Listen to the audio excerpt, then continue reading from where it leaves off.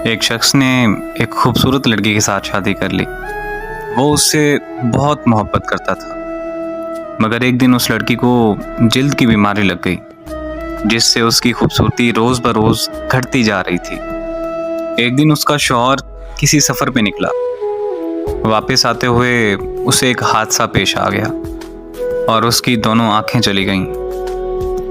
खैर, उनकी अज़दवाजी ज़िंदगी यूं ही चलती रही और उसकी बीवी की खूबसूरती मज़ीद घटती रही, मगर अंधे आदमी को इस बात का इल्म नहीं था, लिहाजा उनकी ज़िंदगी पर उसका कोई असर नहीं पड़ा।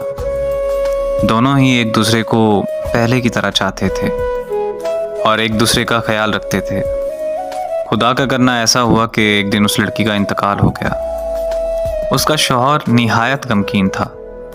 उसने अपना सब कुछ फ़रोख्त कर डाला और उस शहर को छोड़कर किसी दूसरे शहर जाने लगा। तो जाते हुए पीछे से किसी शख्स ने आवाज़ दी और कहने लगा कि अकेले कैसे जाओगे?